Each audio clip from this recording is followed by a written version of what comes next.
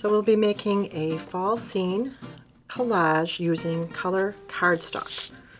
And the colors I used were blue, purple, green, 2 shades of orange and yellow, as well as white. And the first step is to cut up your white into strips, all different widths. And we're going to select, I put 4 trees in my collage in different widths. So I'm going to select those sizes, and we're going to put a little paint on them to start.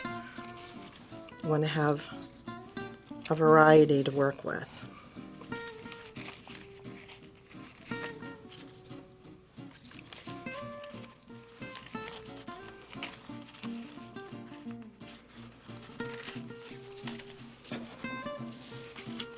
And just line them up on a scrap of paper.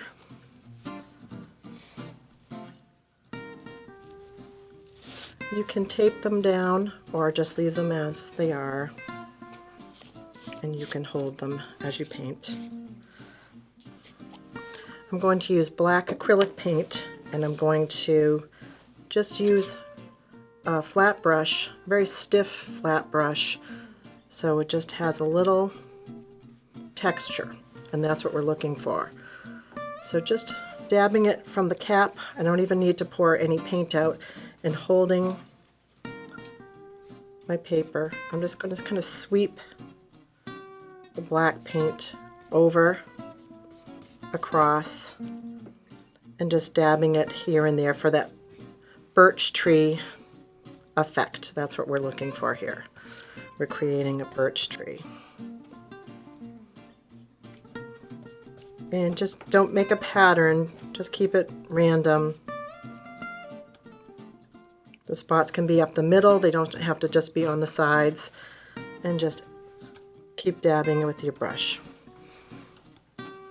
And just move your way down to hold it steady or tape it down, whichever is easier.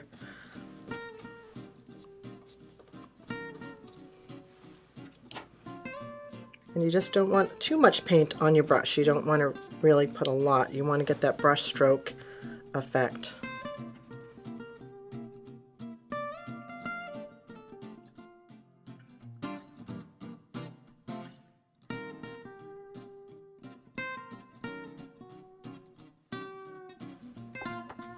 And it's always easier to start off on the scrap paper and brush into your tree. That's the effect you want in order to get that brush stroke feeling.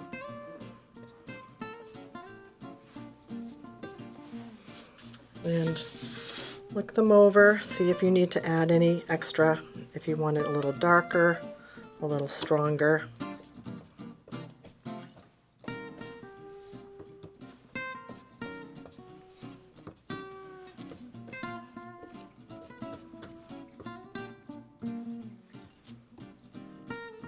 Some of the black can be a little stronger in different spots because that's how the trees actually look.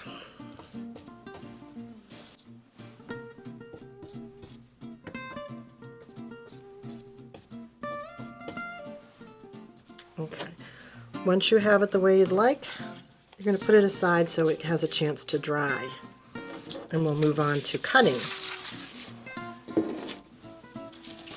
In my picture, I start off with a blue background, so that will be our base.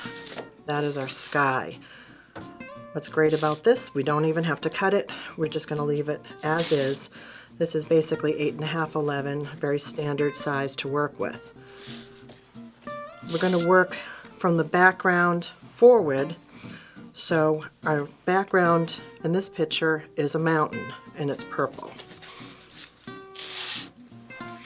What's nice about this shape is you can make it any way you want. It doesn't have to be a certain shape or size, but we do want it to be in the background, so I'm going to keep it a little higher so we can work forward. So I'm just going to make a pencil line in a random kind of shape to represent the mountain. You can just freehand cut this if you want without even drawing, but if you want to make a certain shape, you can sketch it first.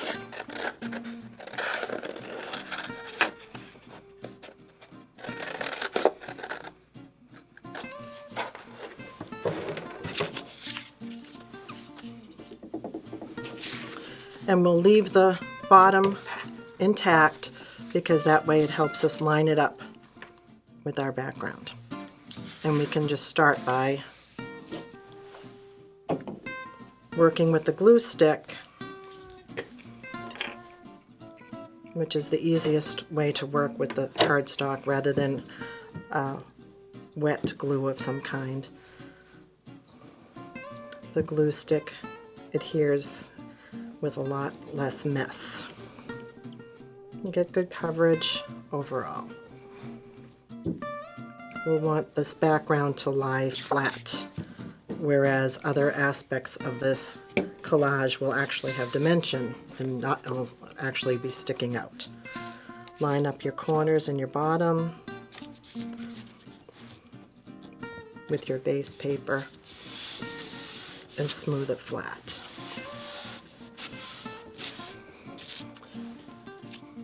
In our picture, the next layer are the evergreen trees in the background, the pine trees. What I use to give it a little texture is working with a decorative pair of scissors. I had a few different types. If you don't have decorative scissors, perhaps you have pinking shears, which also provide a little texture to your cutting, or you can just freehand cut it with a little jagged edge. On this, you can draw out, if you would like to do triangles that we will cut with our decorative scissors. Give you something to follow. And we're just going to take it right off the edge. This you could also freehand cut if you prefer. I'm just going to try one of the scissors and see the effect.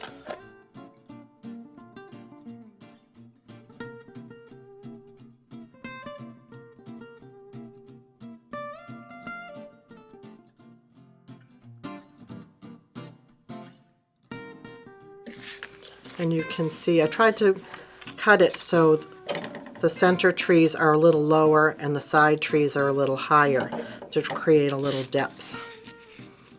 And you can line that up as we did the others, the other two together with the bottom. If you cut it a little too short, you still can adjust it if you'd rather have it sit up a little higher, because we're going to cover this bottom area here. So that's up to you where you want to place it. When you go to glue it down, I am going to turn this on the side where I had the pencil, so that way when I turn it back to, there is no pencil showing. I'm going to add the glue, particularly to the bottom area, but not all the way up the trees, because I'd like them to stand away from the background a little bit and create some dimension.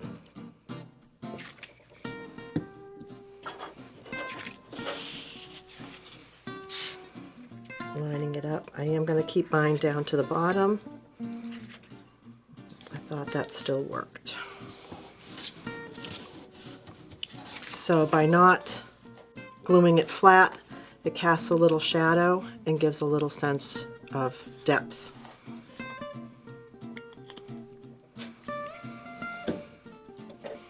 Our next layer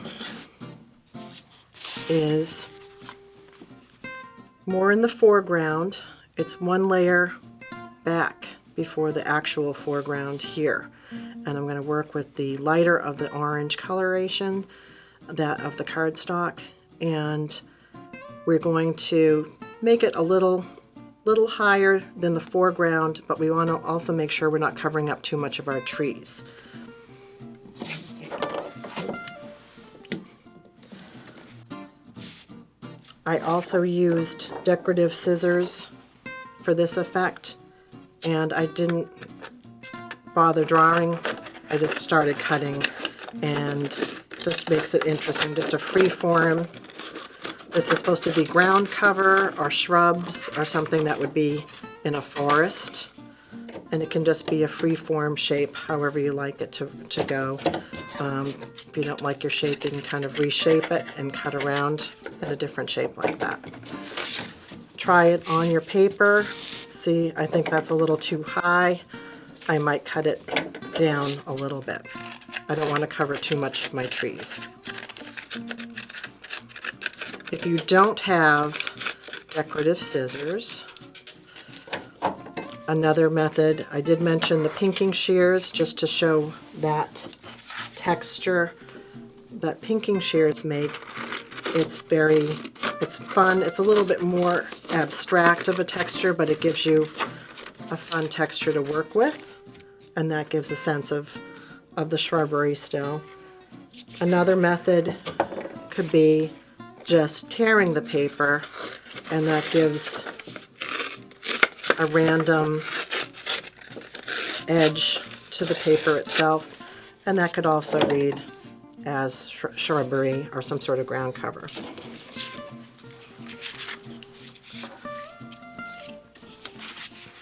So working with this shrubbery base, I don't want to glue it down just yet, because in my picture, my final picture, I also have two of the trees, the birch trees that are in the distance, that will actually be behind this. So I want to make sure I place those first.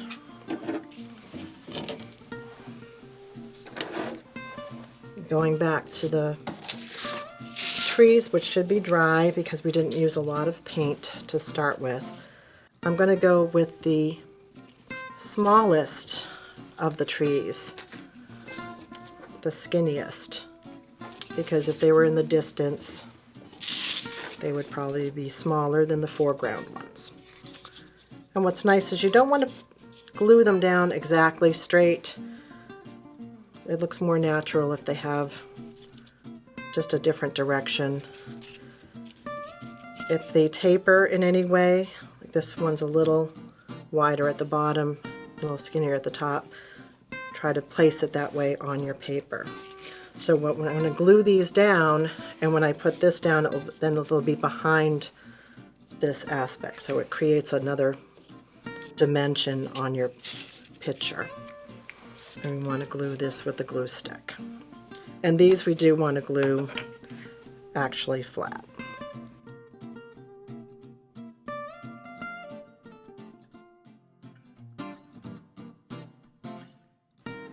And just be careful too, if you maybe don't want to cover up one of your trees in the background, just be aware of that when you go to glue it down. And now I want to place this ground cover, and I will only do the base so the top is not flat. Keep it so it creates a shadow.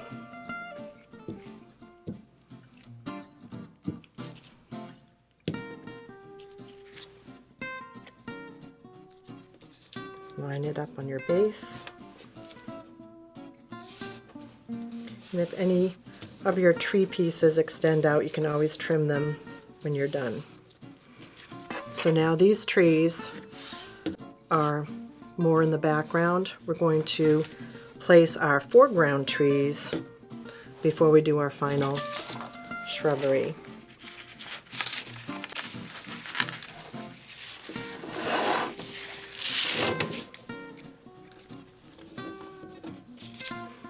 Before I put them down, just want to see if I'm going to place maybe one more central.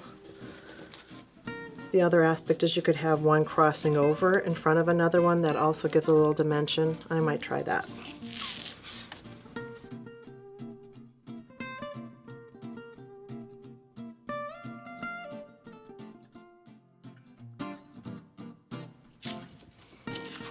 And don't worry if yours is not coming completely to the bottom, because we are going to cover with the foreground.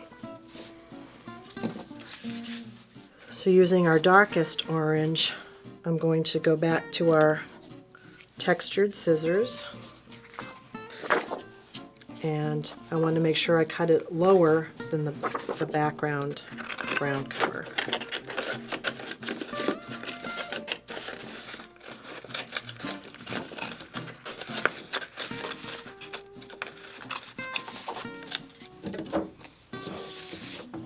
And try to have a different texture to what you did in your background, so I don't want to necessarily match it to the same positioning. So it has I don't want to have the same areas in the foreground, so it reads like that.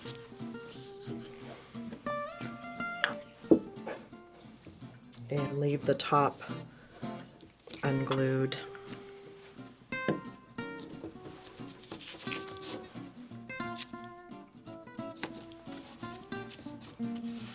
Oops, line it up a little bit better than that.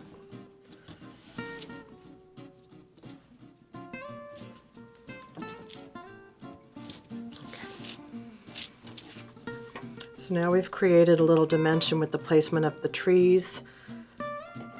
The last step is creating the leaves that we add to the top. We're still using our cardstock and want to cut out a variety of colors in a very simple leaf shape. With the yellow, I'm just going to fold the cardstock a few times, not too much because it's hard to cut through, and just make a very simple leaf shape, almost like a football.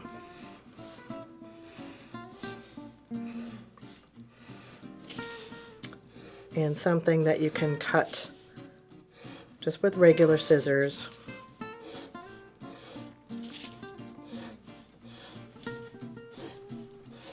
And get several from.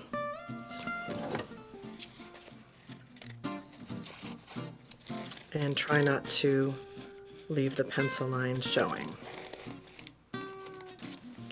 So you'll get several with one cut, and just do a few that you have to work with, and we'll do this with the 2 shades of orange as well.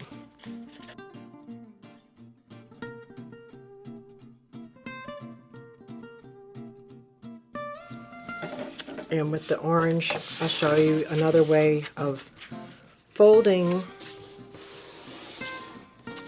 the paper again, but this time to actually cut on the fold. We're going to cut half of the shape,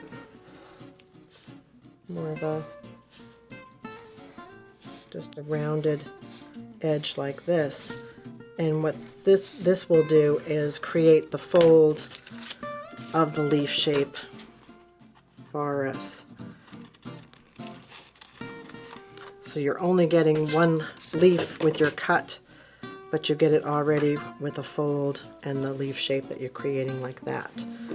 And that will also give us dimension, because when we glue them down, we're going to let them sit up off the background. So we'll cut a few of these.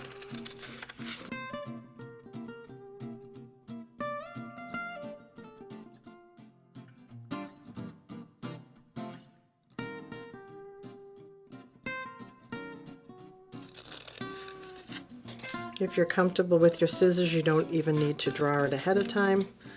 You can just freehand your cuts.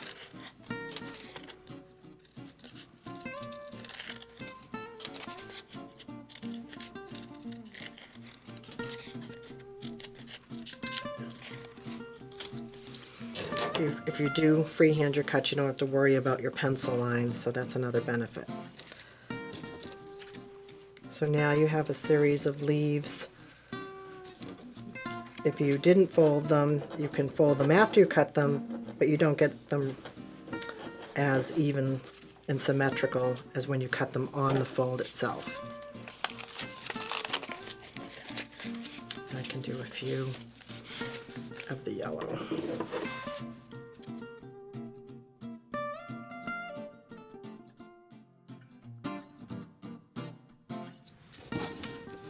So the goal is to glue down along the top edge so it appears as if the branches are beyond and up above the tree itself that we're seeing. So we're going to glue them down and the edges will go right off like this is here. We can trim them or you could leave them whole, it's up to you, but we want it to look like it's very filled at the top and then have a few that are falling to the bottom.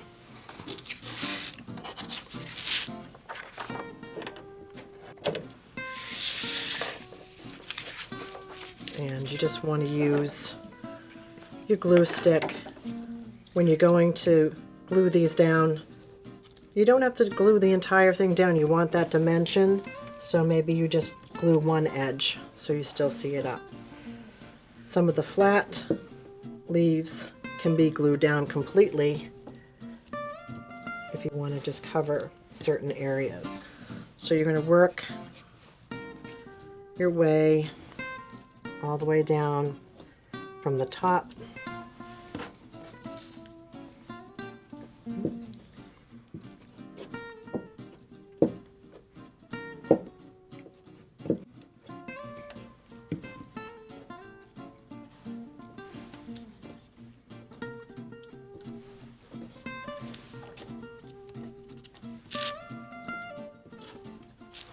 And have some of the leaves go right off the top like that, which we can cut later. Or if you like the look, you can just leave it as is.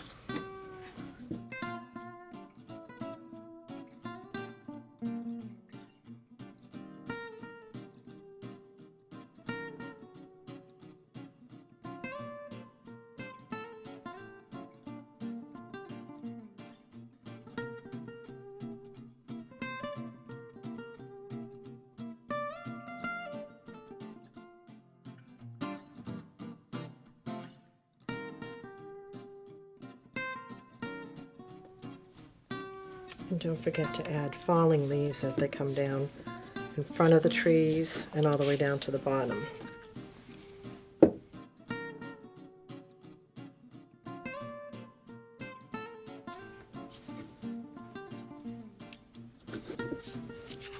So you can fill it in as much as you'd like, and once you're done, you can either trim the top or leave it filled with the edges like that.